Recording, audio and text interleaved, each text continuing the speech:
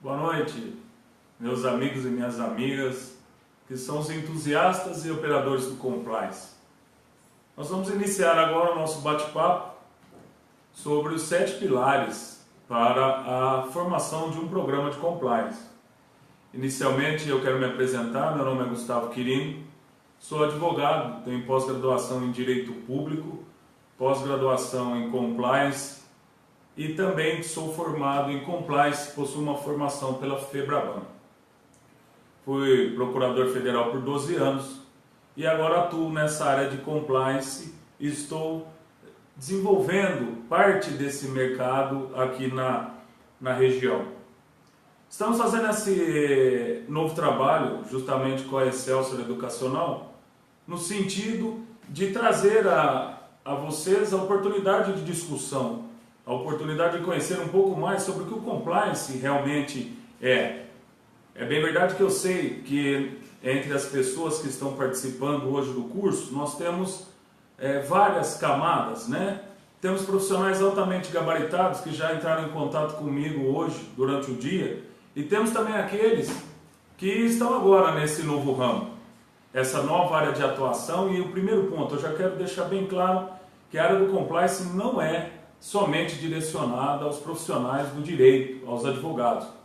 Compliance é uma área de extrema difusão entre as profissões. Compliance é uma área onde existem trabalhando engenheiros, grandes nomes do Compliance hoje no Brasil são engenheiros, existem administradores, existem contadores. Então, dentro dessa área de Compliance, cada um tem a sua exigência profissional e a sua habilidade para usar a sua técnica de acordo com os princípios do Compliance. Iniciando agora os nossos trabalhos efetivamente, vamos abordar um primeiro ponto, justamente por esse diferencial da nossa audiência. Vamos diferenciar um ponto que é chave. O que é Compliance? Compliance efetivamente vem da dicção inglesa to comply, do verbo, ou seja, estar em conformidade. E aí, trazendo primeiro para a nossa realidade, do nosso dia a dia, quão difícil é, nos dias de hoje, caminharmos nesse tipo de perfeição, em conformidade. Se a todos os dias temos motivos para pequenas burlas, né? Aqueles nossos chamados pequenos pecados diários, né? É aquela sonegação mínima de imposto, é aquela travessia do sinal vermelho. Mas o Compliance é essa mentalidade, mais do que uma situação de trabalho, também chega a ser quase que um vaticínio, chega a ser quase uma opção de vida, né? Aonde nós buscamos, eu busco andar em Compliance, eu busco demonstrar um comportamento Compliance perante a minha família, perante os meus filhos. E é através de uma atitude Compliance, em conformidade, que nós iremos efetivamente, eu não tenho dúvida nenhuma, mudar os rumos desse país, os rumos dessa nossa sociedade, que hoje em dia, ainda bem, e eu agradeço a Deus, que nós estamos mudando aquele pensamento de antigamente, a famosa, famigerada lei de Gerson, né? Aquela onde o brasileiro gosta, acima de tudo, de levar vantagem em tudo. Não é bem assim.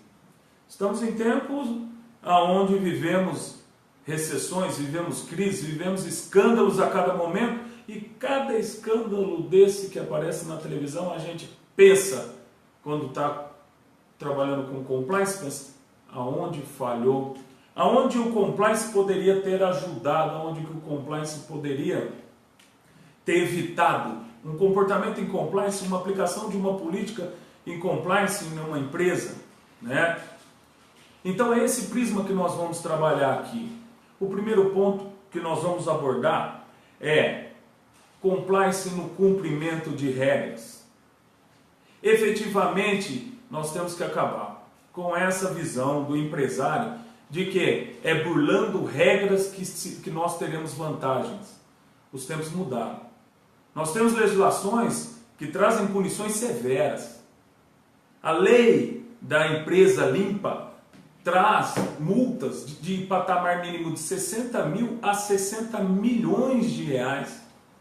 Traz a possibilidade até de uma punição para o próprio gestor. Para o próprio gestor que praticou uma omissão, que não implementou um sistema de compliance na sua empresa. Aquele gestor que, de uma certa forma, mesmo que bem subliminar, colaborou para o resultado final. Há poucos, nós vemos grandes empresários, grandes nomes de empresas, de conglomerados encarcerados, sendo levados às barras dos tribunais e às celas, né? E isso demonstra a potencialidade de dano que a atitude fora da conformidade, a atitude ilegal, a atitude irregular pode trazer para o negócio, para a imagem do negócio, para o dono do negócio e até para o gestor empregado do negócio. É um ponto de vista nosso aqui trazer o entendimento da ação penal 470, assim pelo nome ninguém lembra, mas se eu falar o nome correto dela, o mensalão.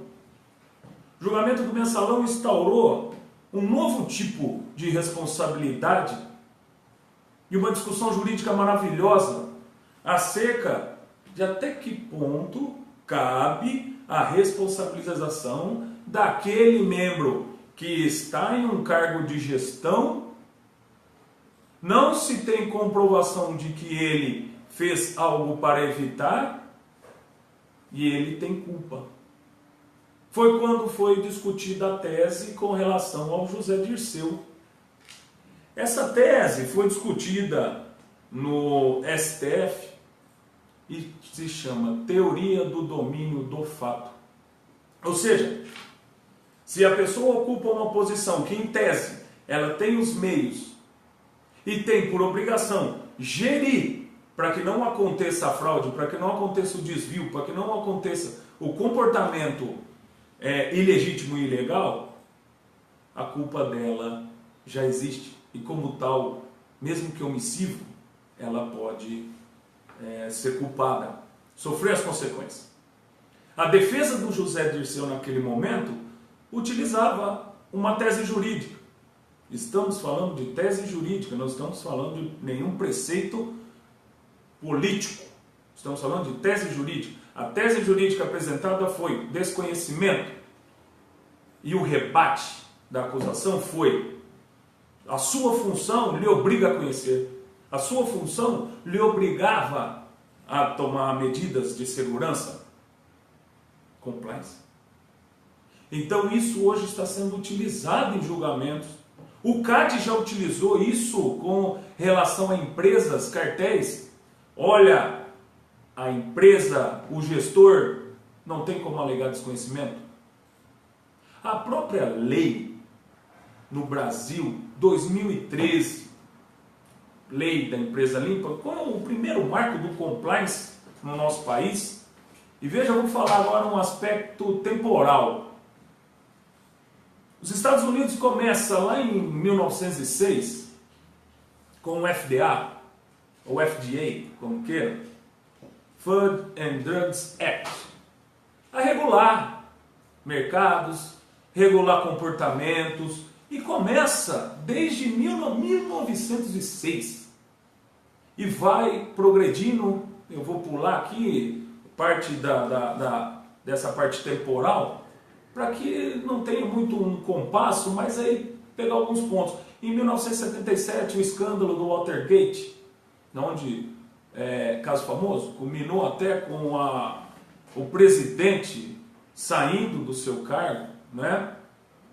Nesse episódio, foi um estopim para que fossem criadas leis de compliance, para que as empresas, para que as instituições que gerissem com o poder público, que atuassem frente ao poder público, tivessem controles internos, tivessem controles externos, tivessem mecanismos de barrar a improbidade, mecanismos de barrar a fraude, mecanismos de barrar o quê?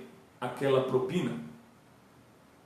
O FCPA é um marco na história do compliance mundial, né?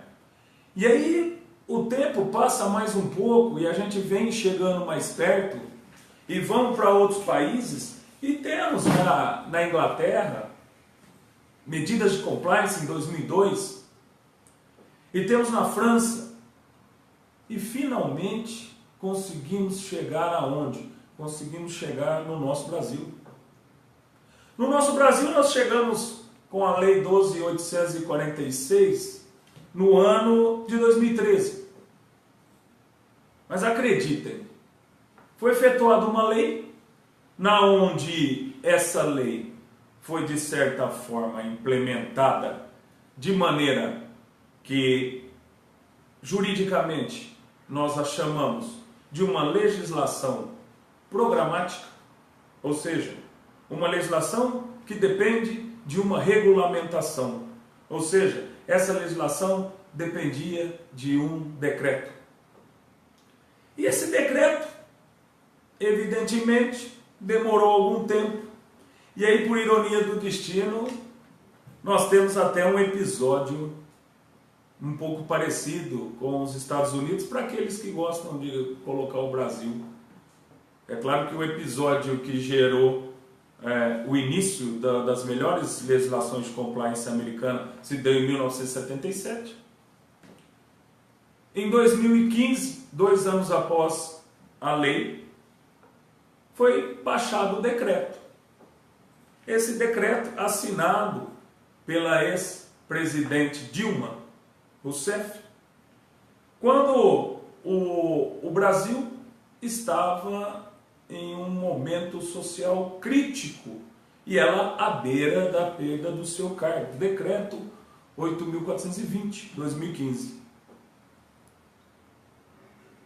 Essa situação política e econômica e estratégica do governo naquele momento trouxe um decreto de compliance, um decreto de plano de integridade,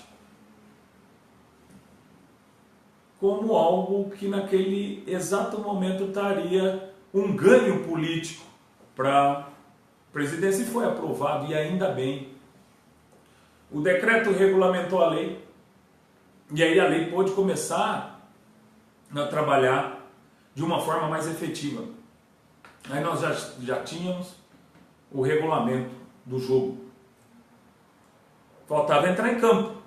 Alguns dos profissionais de compliance que já têm uma grande experiência de mercado já trabalhavam nessa seara, nessa área de compliance, mas por quê? Porque pela empresa multinacional, por ela ter lá a sua sede em países que exigiam o tratamento com países, principalmente países de terceiro mundo, países da América Latina, exigiam que elas implantassem o compliance aqui na sua filial. Eles já trabalhavam, mas era uma política importada. É bem verdade que a nossa lei e o nosso decreto também tiveram aspectos de importação de cultura, mas isso é normal. Pegamos como exemplo o nosso Código de Defesa do Consumidor, que é uma lei que veio com experiências de outros países. Isso é normal para o direito. Experiências jurídicas, legais de sucesso são trazidas e adaptadas à nossa realidade, sem problema nenhum.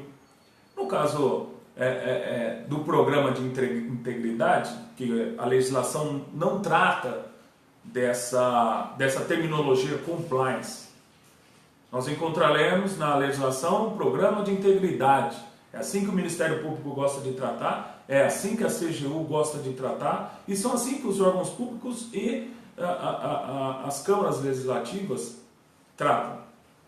Porque a palavra compliance, como eu já disse há poucos momentos, é uma palavra vinda de uma terminologia de outro idioma. Com a implantação dessa regulamentação e de algumas exigências e de penalizações fortes, e diante do escândalo que estávamos vivendo, vimos o escândalo da carne, empresas de engenharia, todas elas com sistemáticas de controles internos e compliance implantados, sofrendo busca e apreensão de Polícia Federal, processos das mais variadas gamas de busca e apreensão, de desapropriação, todos os tipos, ações penais. Vide o que aconteceu com o juiz Moro, que tornou quase que uma figura mítica, uma figura midiática, por ser uma pessoa que trouxe uma investigação dentro da sua função e enfrentou com olhares muito próximos àqueles que o rigor da lei traz para essas situações, e gerou dentro do nosso país a Operação Lava Jato, em todos os seus níveis, em todas as suas modalidades, em todas as suas fases, desde a primeira até a última. Trouxe uma outra mentalidade, trouxe uma outra visão. Hoje o que se vê no país é uma vontade, sim, é uma vontade de se trabalhar em conformidade. E é aí que nós, advogados, nós engenheiros, nós administradores, nós contadores, todos os outros profissionais, nos engajamos no compliance. E quando nos engajamos no compliance e sentimos que a voz das ruas pede novos tempos, também compete uma grande responsabilidade ao profissional. Se adequar, se atualizar, trabalhar a cada dia para que a sua prática profissional seja exercida com toda a técnica. Compliance também é possuir a legítima técnica, o legítimo conhecimento para exercer uma função. Um advogado que não sabe das leis, que tem uma má formação e leva o seu cliente a um prejuízo, não agiu em conformidade. O engenheiro que faz o prédio cai também não agiu, porque não agiu de acordo com seus princípios éticos. Pode ter agido de acordo com seus princípios econômicos. Há aquela frase célebre: a economia não tem ética.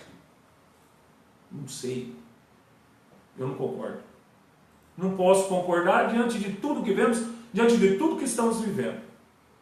E é por isso que nós trazemos agora aqui essa discussão, feito esse preâmbulo da nossa visão, do nosso objetivo de trazer os assuntos de compliance, as formações em compliance, as oportunidades para discussões e formações aqui. Hoje nós estamos aqui nesse primeiro debate inicial. Eu, quando recebi o título do nosso encontro de hoje e vi lá Masterclass, de certa forma me dá até um ar de lisonja, fico lisonjeado. Porém não.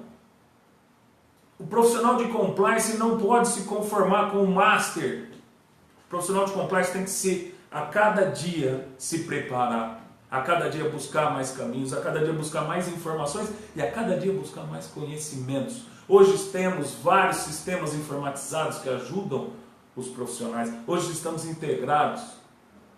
Processo de due diligence, que é aquele processo onde você vai e conhece o seu parceiro de negócio, faz uma investigação tão profunda que você obtém até os riscos futuros, não só os riscos do momento. Olha, essa empresa tem uma ação judicial. Não, essa empresa trata mal seus funcionários e no futuro ela pode ter várias ações e ela pode se tornar inviável. Hoje ela mas se os profissionais, se os empregados, se acontecer um acidente, ela se torna inviável. Veja, grandes empresas já sofreram grandes perdas com acidentes. É sério o caso da Exxon Valdez, que derramou petróleo no mar porque andava com seus navios abarrotados de óleo. Destruíram a natureza, pagaram, mas não pagaram o suficiente. Mas só a empresa não quebrou, não faliu, como a gente fala no dia a dia, porque a empresa era muito potente. Mas se fosse uma empresa de caráter mediano, poderia ter acabado um sonho, um projeto. Esse é o risco que nós trazemos a cada dia para o empreendedor, para o empresário. Mas compliance é para empresa grande. Compliance é chato. Compliance traz muito gasto. Compliance é o exercício do dedurismo diário. Não é nada disso. Tudo isso os senhores enfrentarão quando forem exercer a prática do compliance, seja ela autônoma, ou seja ela com vínculo empregatício. Mas nós temos que ter os exatos argumentos. O custo de não estar em conformidade é muito maior do que se gasta com o sistema de conformidade, com o sistema de integridade. O cuidado é mais barato do que a reparação. Uma imagem de uma empresa, quando ela sai no noticiário, com carne estragada, com produto adulterado, com propina para o poder público, com esquema de caixa 2 de campanha, com esquema de duas contabilidades, uma contabilidade correta, que poderia-se até olhar, fiscalizar, e uma contabilidade em outro departamento escondida, um departamento de propina. Isso existiu no nosso país, isso foi deflagrado, isso foi comprovado, está lá nos autos dos processos da Operação Lava Jato. Isso não é algo que estamos falando assim de ilusão. Pode acontecer. Aconteceu. Grandes empresas, grandes nomes, grandes negócios, parafraseando o programa.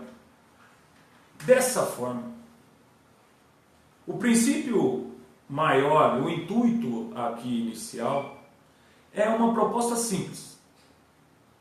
Para qual profissional que se interessar em compliance pode adotar. Compliance tem uma receita de bolo? Uma receita tem. O artigo 42. Do artigo 42 da legislação, nós vamos lá. Ele tem vários itens, aonde ele demonstra todos os passos, e são muito mais do que 7, que um programa de integridade deve conter. A CGU pegou o artigo 42 e transformou numa proposta que ela traz. É um programa muito bom de ter contato com ele, de analisar.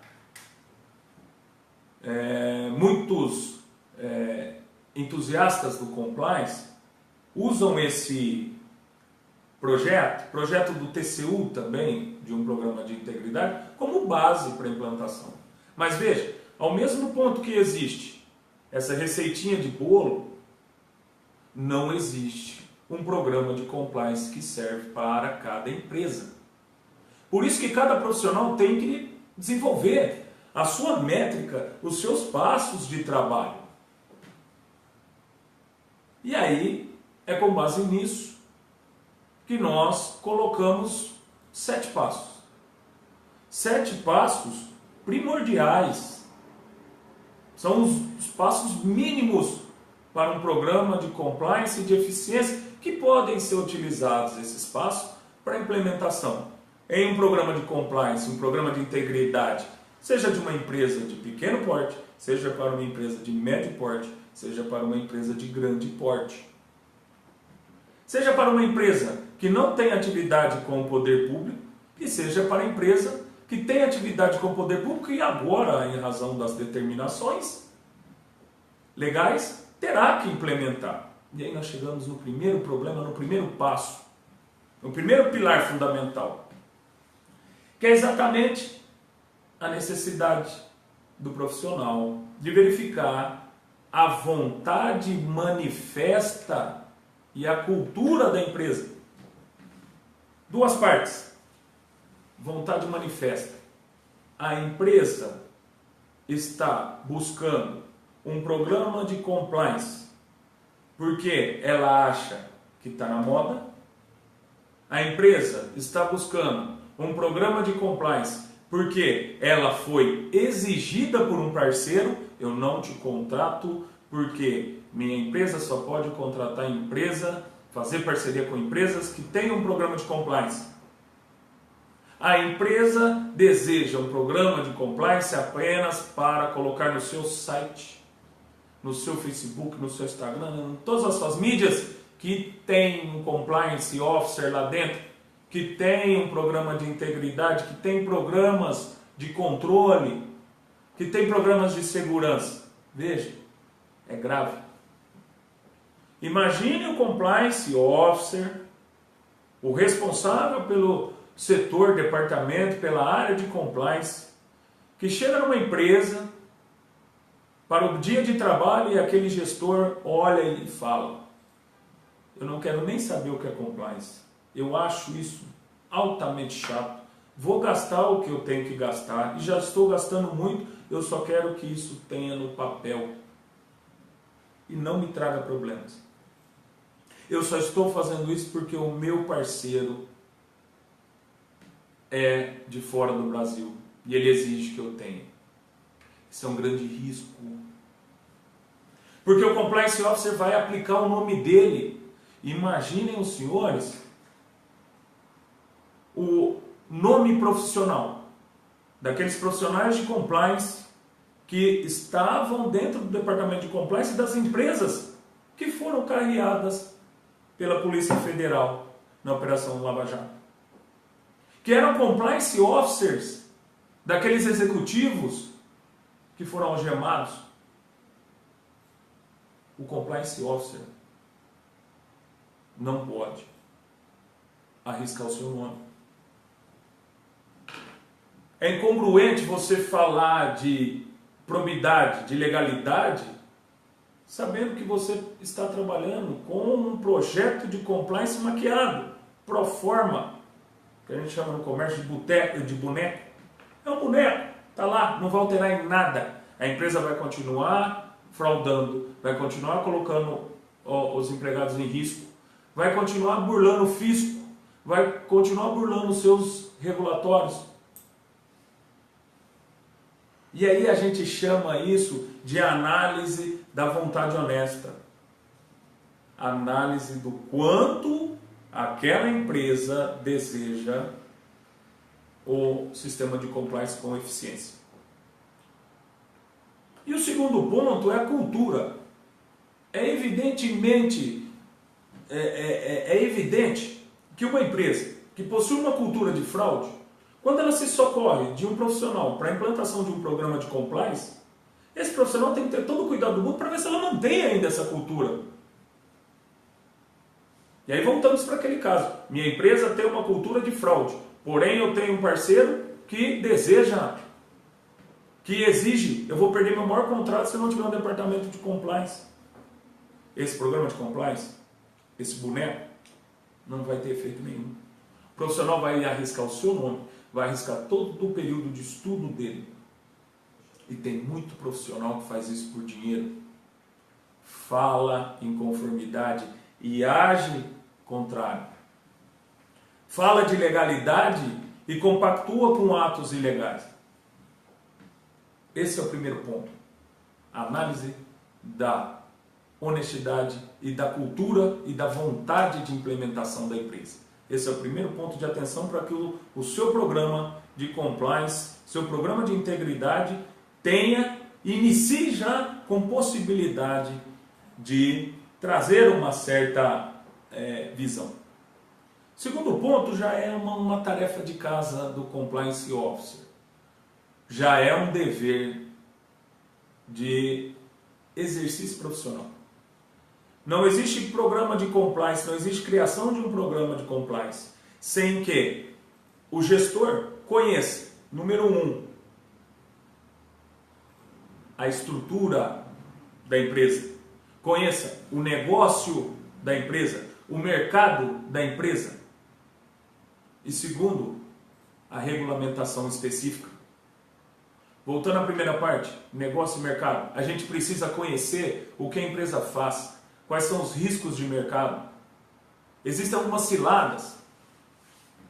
Teve uma situação onde uma empresa, transporte, fazia transportes para países vizinhos do Brasil. E na determinada hipótese de implantação do sistema de compliance, naquela avaliação de riscos de setores, porque, gente, compliance não se faz sentado na mesinha. Compliance se faz indo a cada departamento, conhecendo cada linha da produção, conhecendo os riscos, conhecendo como a empresa trabalha, até mesmo com EPIs, quais os níveis de assédio que existem ou que podem existir.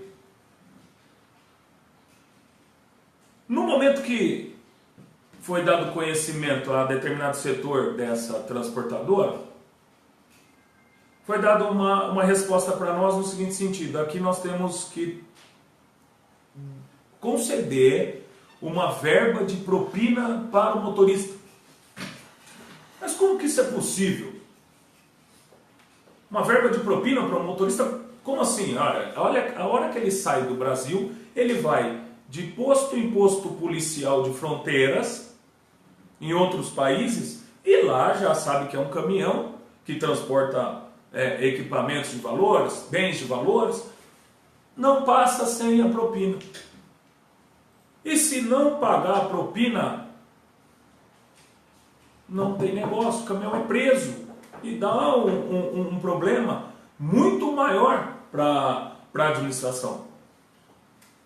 Dá um prejuízo.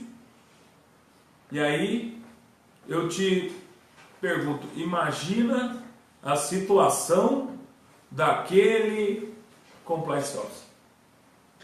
Imagina a situação daquele profissional, aonde ele vai dizer de uma atuação em conformidade e se depara com o problema de que a propina é algo factível. Temos que estar preparados para essas situações. Nesse caso até foi feita uma análise de risco para verificar o tamanho do risco que era parar com esse sistema. Esse sistema estava acima do compliance officer. Mas é um risco do mercado que ele teve que conhecer, que ele teve que aprender como que o caminhão tinha que fazer para passar pelas barreiras policiais, para chegar ao seu destino. Caso muito difícil, de muito momento pensado, foi dada uma solução dentro da legalidade, mas a empresa demonstrou total confiança no profissional, porque exigiram atos consecutivos de muita coragem, denúncias, efetivação de investigações e assim por diante. O outro ponto é o conhecimento da legislação, da regulamentação. Existem empresas, por exemplo, empresas de saúde, de produtos médicos, de remédios, de equipamentos, que elas têm totalmente uma legislação específica e um relacionamento de regulatório com a Anvisa muito complexo, onde são contratados profissionais com compliance somente de regulatório. Esses compliance de regulatório são licenças que são vencidas, são revalidações, são testes que devem ser feitos. Ou seja, se o profissional não conhecer daquela legislação específica do mercado e não conhecer do negócio da empresa, ele não consegue implantar o sistema. Não adianta ele copiar uma fórmula que o sistema vai cair. Então, segundo ponto, conhecer a estrutura da empresa, o negócio da empresa e a regulamentação, legislação do mercado da empresa. Terceiro ponto é a avaliação de dois aspectos. Primeiro aspecto, o ambiente interno da empresa. Segundo aspecto, o tratamento externo da empresa. Como a empresa age com os seus funcionários e como a empresa age com os seus parceiros comerciais e com aqueles que ela fornece. Essa empresa tem tratamento de assédio, é comum assédio dentro da empresa? Olha, o programa de compliance tem que agir nisso. Essa empresa costuma fazer hospitalidade com os compradores, jantares, hospedagens, pagamento de viagens, prêmios, bônus, presentes. Existe uma métrica dentro do sistema de compliance onde você estabelece até os valores dos presentes que o profissional pode receber. Um caso célebre disso são as empresas de produtos médicos, de remédios, onde a gente vê o demonstrador ir até o médico, ofertar algumas vantagens, mas ele está ali com o nome da empresa, com o crachá no peito. Ele é a empresa, é ele ofertando uma viagem para o médico.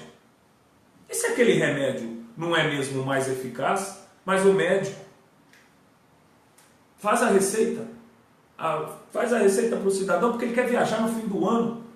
O médico não está sendo ético, lá dentro do código de ética, do juramento dele, do Hipócrates, do juramento dele dentro da profissão médica, ele não prometeu isso, ele age contrário à sua moral. Mas quem o conduziu a isso? A empresa. Ah, mas foi o representante, foi a empresa. O representante é a empresa. Jantares luxuosos, empresas que são flagradas na mídia patrocinando jantares com mulheres, com festas, tentando angariar mais vantagens sobre os seus concorrentes. Esse é o tratamento externo. Quando você mapeia como a empresa trata os seus clientes, como a empresa trata os seus fornecedores, como ela, aí você vai verificar como ela se tem como imagem. Seria mais ou menos assim um pai de família. Como eu trato meu filho, como eu trato minha filha, como eu trato a minha esposa e como eu trato meus amigos, como eu trato meus colegas de profissão, como eu trato os meus alunos. Seria mais ou menos isso. Aí você conhece a pessoa.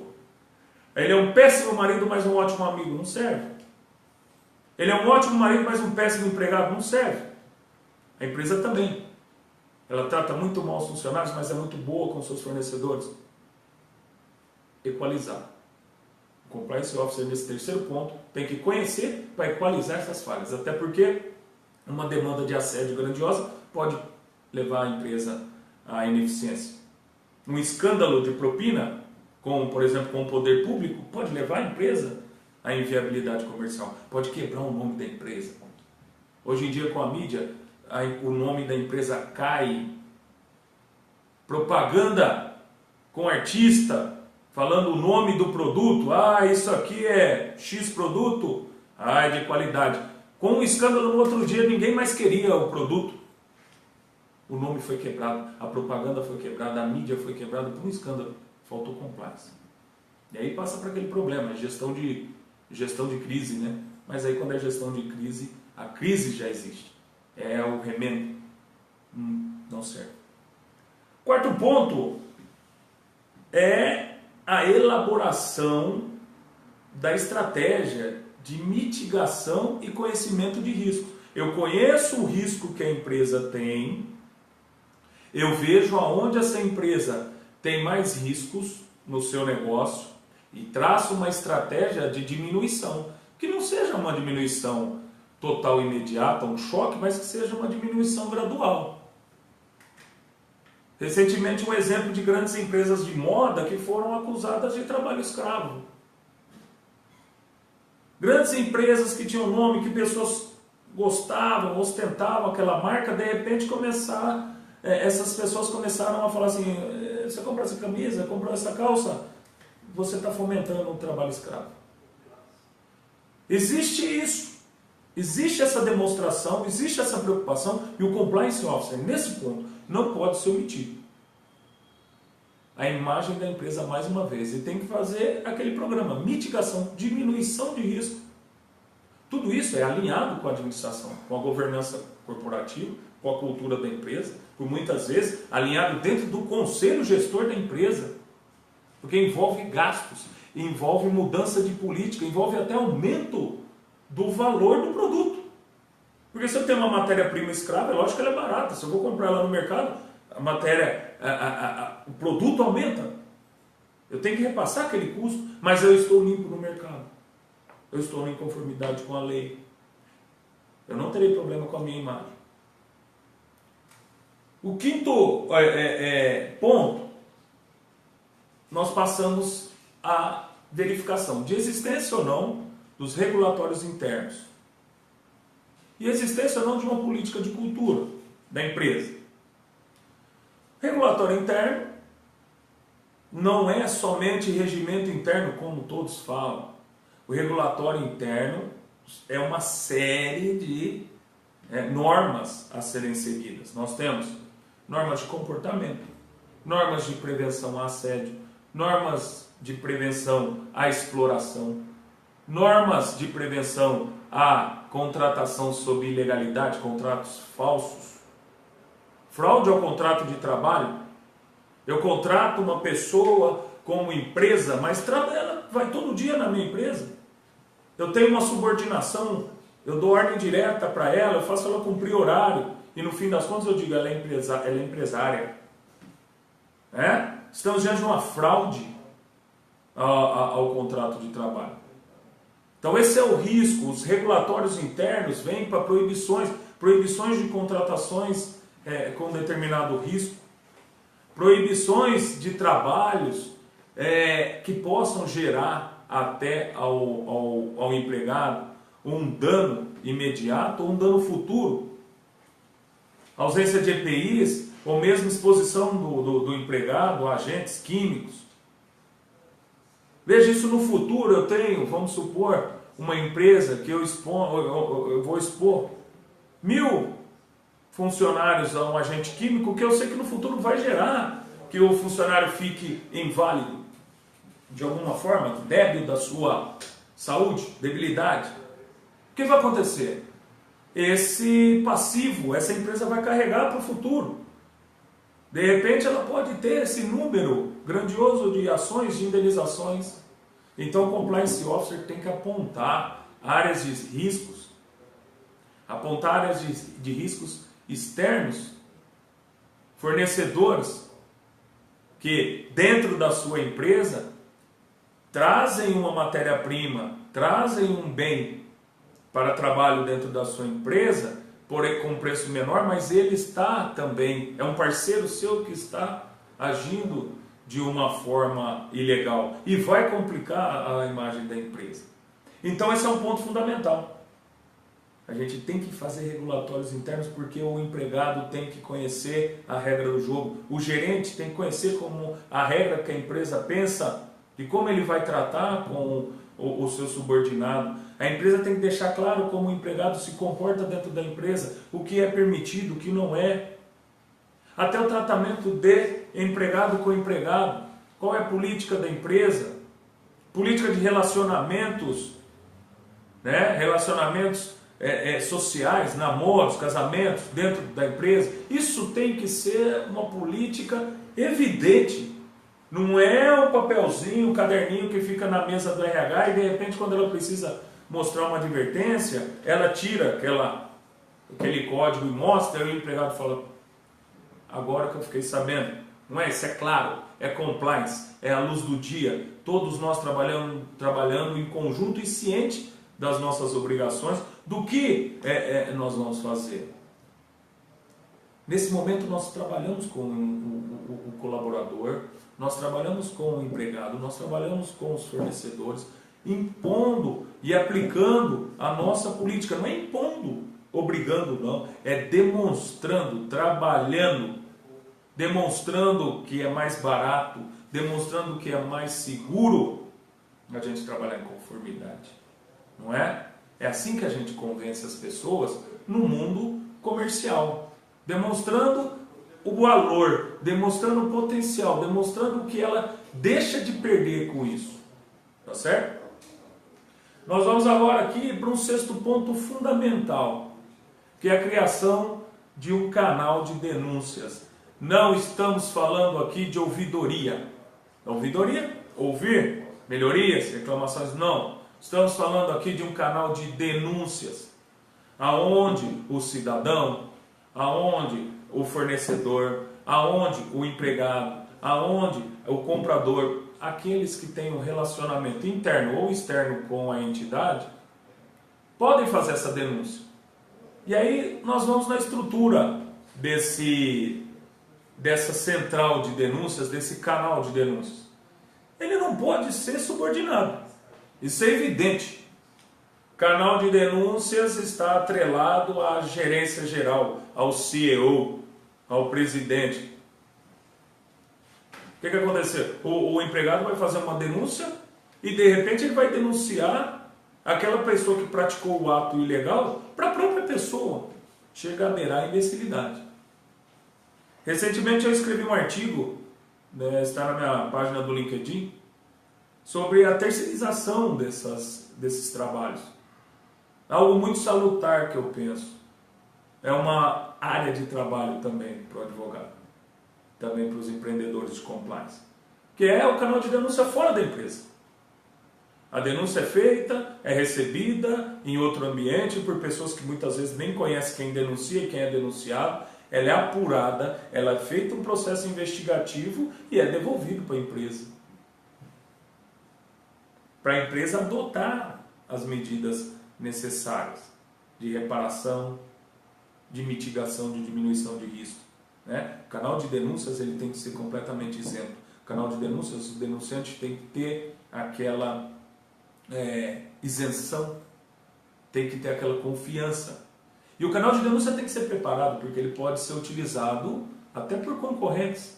Ele pode ser utilizado por funcionários que têm desavenças entre eles. Vai lá e denuncia, eu vou denunciar meu gerente. O gerente do departamento tal está fazendo assédio com todos os seus funcionários. E aí? O canal de denúncia recebe. Passamos aí para a parte de investigação. Vamos fazer uma investigação interna. Né? Abrir a ampla defesa para a pessoa acusada, o contraditório de acordo com a nossa Constituição. Buscar provas para um procedimento final, que seria a absolvição ou a condenação do denunciado. A absolvição, mantém-se o vínculo de trabalho normal. Condenação, no processo interno, a pena pode variar da advertência, suspensão ou até a rescisão do contrato de trabalho, né? Com ônus para aquele empregado, com a mácula em seu registro formal de trabalho, sua carteira. Último ponto, e esse ponto traz preocupação, que é o engajamento dos profissionais, que é o engajamento dos envolvidos no processo. Pensando numa pirâmide, nós temos aqui a governança corporativa, o conselho, e aí nós temos lá o último cargo da empresa, aquele funcionário que recebe menos, que tem um salário mais barato para o empregador. Então nós temos o maior e o menor. Quem tem que se engajar? Todos. De que forma? Esse que ganha mais, um pouco mais, esse que ganha menos, um pouco menos, não todos, igual. E aí o Compliance Officer não pode estar sozinho. Compliance Officer tem que estar ali amparado por vários departamentos. Entra RH, entra Marketing. Recentemente eu estava analisando uma experiência do Wagner Giovannini na Siemens. A Siemens, desde o escândalo que ela sofreu nos Estados Unidos, onde caíram desde o presidente do conselho até vários profissionais gabaritados da empresa foram dispensados e ela passou por uma reformulação. A Siemens implantou um programa de compliance nos Estados Unidos e implantou em todas as suas filiais. Inclusive a filial do Brasil, que ficou na responsabilidade do Wagner, ela já tinha procedimentos de compliance antes da nossa legislação. E uma experiência que eles fizeram lá, chegaram a fazer algumas experiências absurdas e que deram grandes resultados. Por exemplo, fizeram um gibi. Um gibi onde se retratavam aqueles funcionários da empresa mesmo, mas uma caricatura séria, não aquela caricatura escrachada. E aí, pequenas situações de compliance. Fizeram gincanas, onde eram dados prêmios para as equipes e onde aglutinaram pessoas que nem se conheciam dentro da empresa, colocavam-se na mesma equipe, o CEO com o faxineiro, e eles interagiam nesse espírito. Foi criada uma semana do compliance, e durante uma semana, segundo o relato dele, a Siemens, ela teve, só respirou compliance. Esse é o engajamento. Compliance não se faz prometendo prêmios. Dentro da própria Siemens, no exemplo deles, eles estabeleceram em setores chaves a figura do champion, ou champs. Esse era uma pessoa escolhida, entrevistada rigorosamente pelo departamento de compliance, para que fosse a voz do departamento de compliance dentro do próprio departamento. Quase que uma forma de olho que tudo vê, Big Brother, mas um Big Brother do bem. É aquela pessoa que está imbuída do espírito de chegar ao companheiro e orientar, chegar e modificar, trazer problemáticas de compliance do dia a dia, fazer o elo de ligação entre o compliance officer, entre o departamento de compliance e a realidade diária daquele departamento. Uma ideia absurda, sensacional, que até inclusive foi prêmio, foi uma ideia brasileira, prêmio no sistema de compliance da Siemens dos Estados Unidos. Eles receberam prêmios por essa iniciativa. Sabe qual era a vantagem do Champion? Nenhuma. Não ganhava nada, tinha trabalho dobrado, às vezes tomava o nome de dedo duro. E aí fala, Gustavo, o que essas pessoas ganharam? Ganharam que dentro da estrutura elas ficaram sendo conhecidas como pessoas que primavam pela melhor prática, pela melhor técnica, e galgaram, por merecimento, maiores graus na empresa. Galgaram níveis de ganhos salariais, níveis de responsabilidades. Por quê? Demonstraram que são pessoas imbuídas no espírito da empresa, imbuídas no espírito da regularidade. Esse é o exemplo clássico de engajamento. Oferecimento de prêmio não é engajamento, é compra. Oferecimento de uma viagem para quem age direitinho não é, está comprando. É como oferecer pirulito para o filho ficar quietinho, ao invés de explicar para ele que há necessidade e existem momentos de falar, se comportar. Existem regras como ele tem que agir. Filho, se você ficar quietinho hoje na igreja, não atrapalhar, eu te dou um sorvete na saída. Ao invés de explicar para ele aquele momento, como é aquele ambiente e como ele tem que se comportar. E aí seria uma educação do sorvete, ele consome e depois ele já quer outro. A educação, o conhecimento e a mudança do perfil dele, ele leva para o resto da vida. Então eu vou rememorar aqui com os senhores, para não me estender mais do que o devido, as linhas. A primeira linha, a análise da vontade manifesta da empresa. A segunda linha, o entendimento do mercado. E o entendimento e conhecimento da regulação desse mercado. A terceira, avaliação da conduta interna e externa da empresa. Quarta linha, mapeamento de riscos da empresa e elaboração de um plano de diminuição desses riscos. Não existe empresa que não tenha riscos. Os riscos são inerentes do negócio. Então sempre teremos um programa de diminuição, um programa de prevenção, um programa de mitigação de riscos. Quinto, verificação, adequação ou criação das regras internas e externas do jogo. Como que o empregado se comporta dentro da empresa e como o seu representante que está lá na rua, como aquele que veste a camisa da sua empresa, vai tratar o fornecedor, vai tratar o cidadão. É a empresa se apresentando internamente e externamente. Sexto, criação do canal de denúncias. É onde as problemáticas podem ser apresentadas sem qualquer risco, sem qualquer medo, para uma investigação isenta e segura da empresa. E por fim, a prática de engajamento, na qual o Compliance Officer não pode abrir mão de um tratamento conjunto com outros órgãos da empresa. Como eu já disse, RH, marketing, entre outros. Tá? É dentro dessa situação de análise desses pontos que surgem, por exemplo, quando eu disse do canal de denúncia, aparecem problemas, aparecem verificações. O Compliance Officer, na implantação desse programa, ele tem conhecimento de compliance, mas na implantação desse programa, o Compliance Officer encontrou um sério problema, encontrou uma séria ilegalidade, encontrou desvios Eu tenho uma experiência pessoal que quando eu entrei no serviço público em 2004, eu me defrontei em uma autarquia federal com um desvio de 5 milhões de reais em um ano.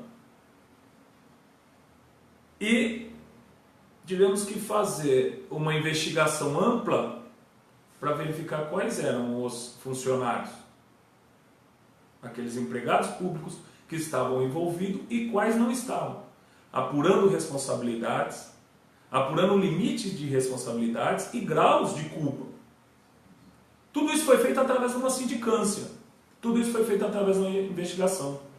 Por isso que eu falo que o Compliance Officer, ele tem também, além de conhecer o programa, além de conhecer como implanta o programa, além de conhecer como é a legislação, ele tem que conhecer como eu investigo, como eu faço o procedimento para punir, porque senão está adstrito a sofrer um dano, um risco de uma anulação disso na justiça, seja ela do trabalho, seja ela civil, e ainda o pagamento de indenização por dano moral para aquele empregado que foi acusado e não houve uma comprovação. É nesse ponto que eu quero agora tomar um minutinho do seu tempo para dizer de uma apresentação de um curso que foi estruturado por mim e em conjunto com o nosso professor Renato Buranello. Renato Buranello é um homem do compliance, atua no compliance, atua em grandes instituições financeiras e atua como investigador na parte policial, tem uma carreira pública. Renato fez uma situação de um curso muito bem estruturado e muito específico, na onde ele pega toda essa experiência que ele tem como investigador, que ele amealhou durante todo o seu exercício de investigador de polícia, junta com a experiência que ele teve com o compliance dentro de instituição bancária para descobrir fraudes, fraude documental, fraude trabalhista, e criou esse curso de compliance. É um curso totalmente online. Período você pode fazer e na sua casa, no seu momento de lazer, diretamente no seu celular, no seu momento de que está tranquilo no seu escritório.